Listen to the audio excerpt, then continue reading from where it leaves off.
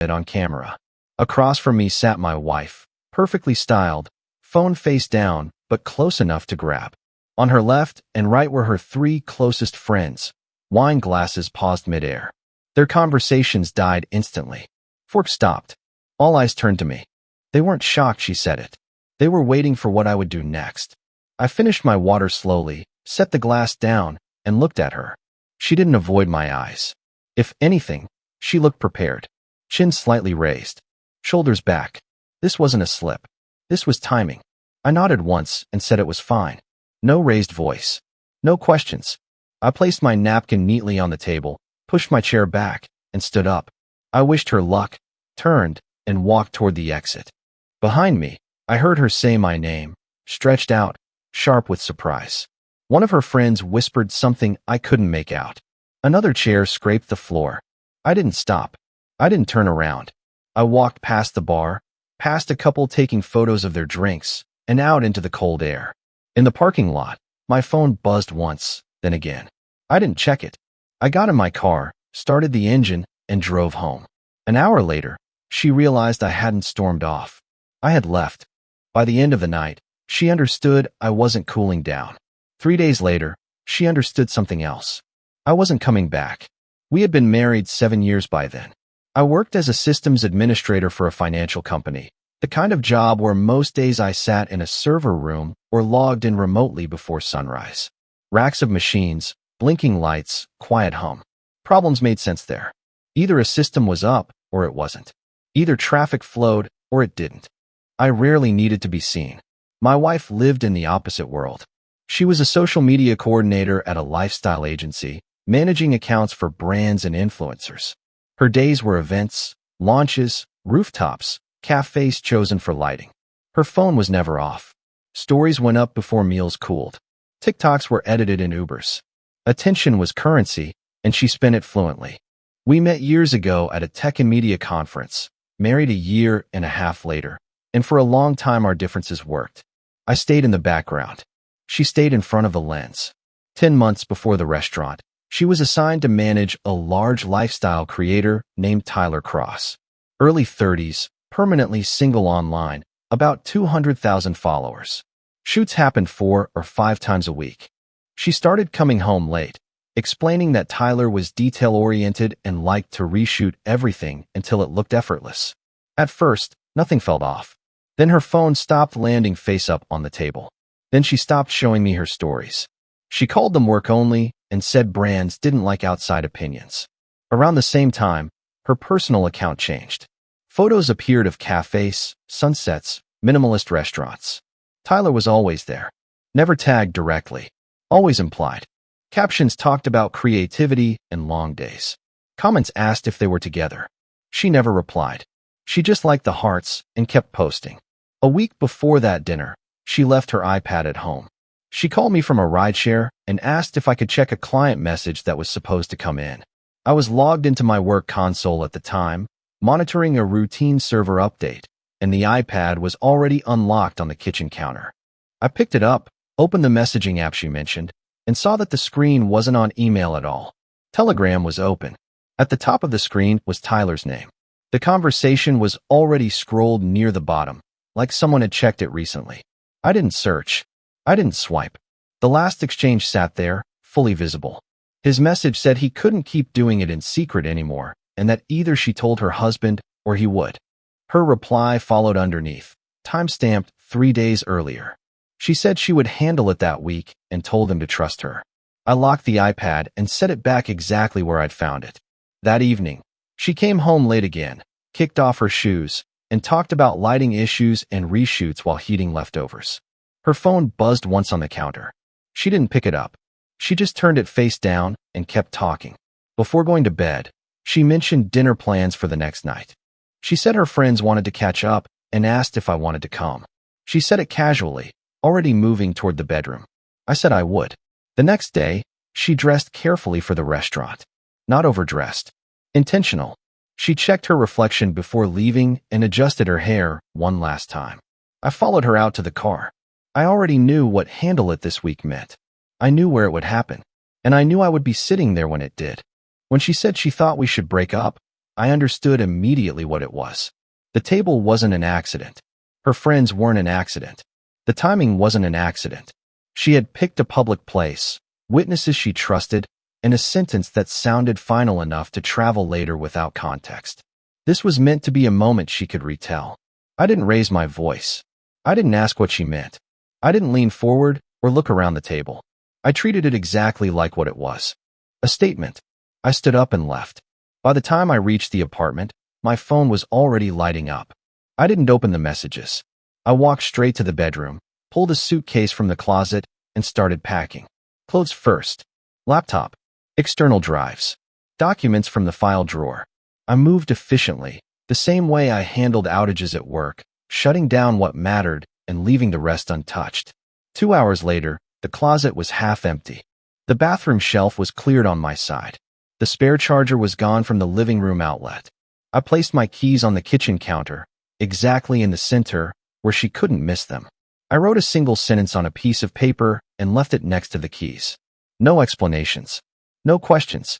I closed the door behind me and drove to my brother's place across town. He wasn't asleep yet. He looked at the suitcase, stepped aside, and didn't ask anything. Before morning, I signed a short-term lease on a furnished apartment. Before the end of the next day, the divorce paperwork was filed electronically. I didn't announce any of it. I just followed through. For the first few hours, she didn't contact me. She assumed I had gone for a drive or stayed with a friend to cool off. Around midnight, my phone started vibrating on the nightstand at my brother's place. Missed calls. Messages stacking on top of each other. I didn't open them. By morning, the tone changed. The calls came faster. The messages got longer. She asked where I was. She said we needed to talk. She wrote that she hadn't meant it like that. I stayed offline. That afternoon, she went back to the apartment. She must have expected me to be there. Maybe on the couch. Maybe in the bedroom. Instead, she found empty hangers in the closet, my side of the bathroom cleared, and the kitchen counter bare except for my keys and the note. Her call came immediately after. She didn't start calmly. She raised her voice and asked if I was serious, if this was some kind of punishment. I let her finish and told her I had taken her words at the restaurant exactly as they were said. I reminded her it wasn't a private conversation and it wasn't framed as a question. She tried to explain that she had only wanted to talk about problems and that the setting didn't matter. I interrupted once and told her about the message on Telegram. I quoted the line about either telling me or being told. I mentioned the timestamp. The line went quiet. She said my name once, slower this time, like she was recalculating. I told her she hadn't wanted a conversation. She had wanted witnesses and a clean break she could control. I told her she had it. I ended the call before she could respond. That was the last direct conversation we had without lawyers involved. The divorce moved faster than I expected. There were no children, no shared property beyond furniture, no assets worth arguing over. Everything went through attorneys and email.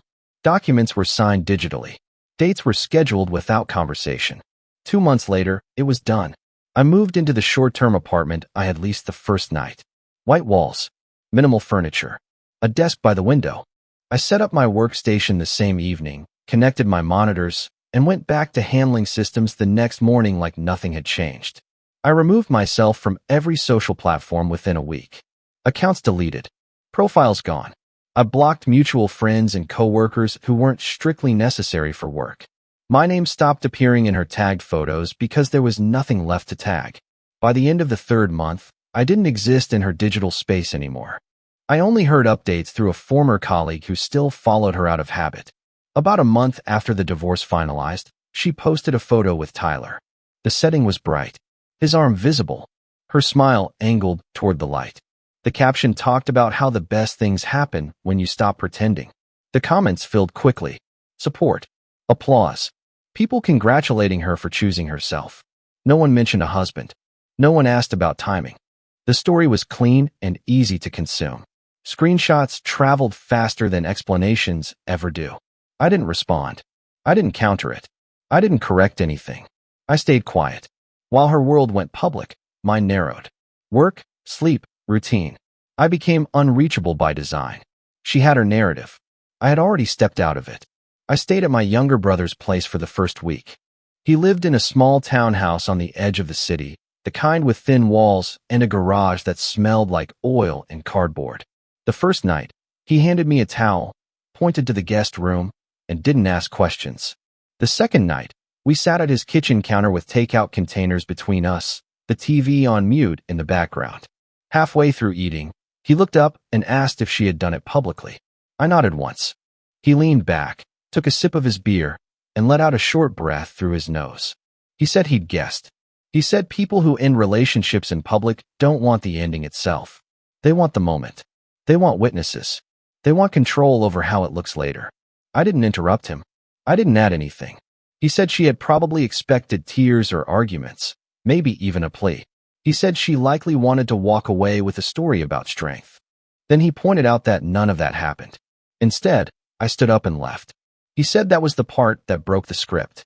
The room stayed quiet for a moment.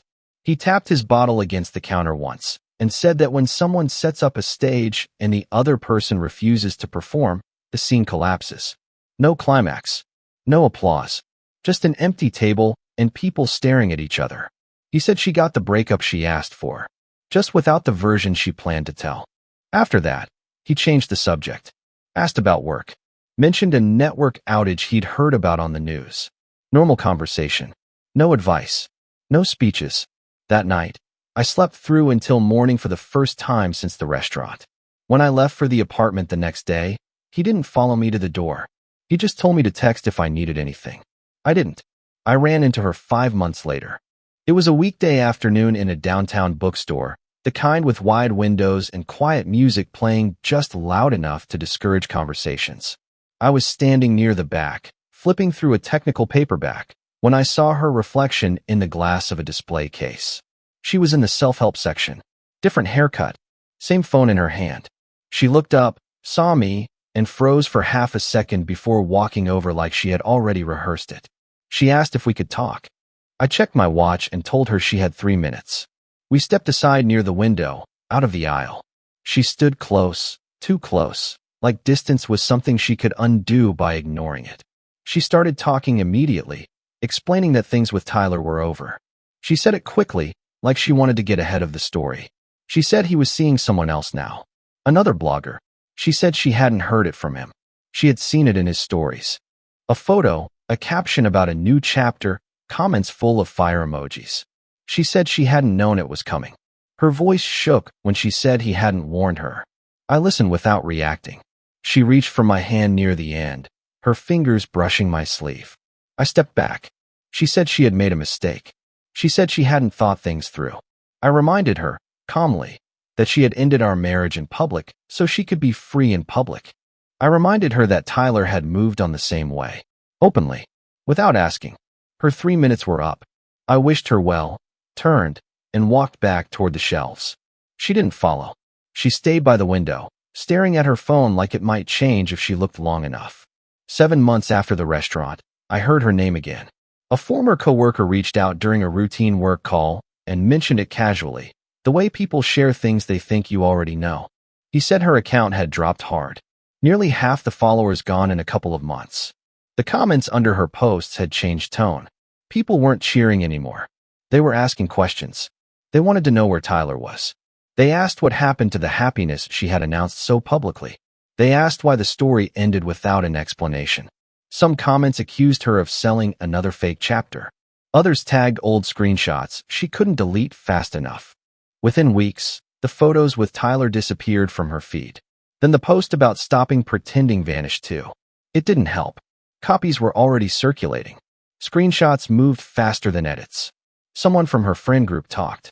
The restaurant came up. The public breakup. The fact that she had ended a marriage in front of an audience. That version of the story reached her agency not as drama, but as context. Clients started leaving quietly. Brands paused contracts. One by one, projects stopped renewing. The word that kept coming up was authenticity. Around the same time, Tyler relocated to Los Angeles. New apartment. New lighting. New creator beside him in his content. His numbers climbed. Hers kept sliding. I saw one clip by accident while someone scrolled nearby. He looked the same. Relaxed. Already promoting a new chapter without mentioning the old one. She was no longer part of his narrative. She had lost control of hers. I didn't reach out. I didn't comment. I didn't correct anything. I watched it all pass like background noise from a system I had already disconnected from. 9 months after the restaurant, an email from her appeared in my inbox. The subject line said she needed to understand something. The message was short. She asked why I had walked out without trying to talk, without asking questions, without asking her to explain. She wrote that it felt like 7 years had been erased in a single movement. She asked how I could leave so cleanly. I didn't answer that night. 2 days later, I replied with a single paragraph. I reminded her of the words she had used. I described the table, the witnesses, the volume of her voice. I pointed out that what she said wasn't framed as a discussion. It was delivered as a decision. I told her I had treated it exactly that way and removed myself without adding a scene. 3 days passed with no response. Then another message arrived. She wrote that Tyler had done the same thing to her. She said he had posted photos with another creator without warning. She said she had found out the same way everyone else did, through stories and captions. She said it felt humiliating to watch people comment while she learned in real time. She said she finally understood what it was like to be used for a public moment. I replied once more. I wrote that the difference was simple. I had been her husband. He had been her content partner. She had turned a marriage into a public breakup to control the narrative. He had turned her into a transition post. I told her she had traded privacy for optics and received the same currency back. She never replied. A month later, her personal account went private. The lifestyle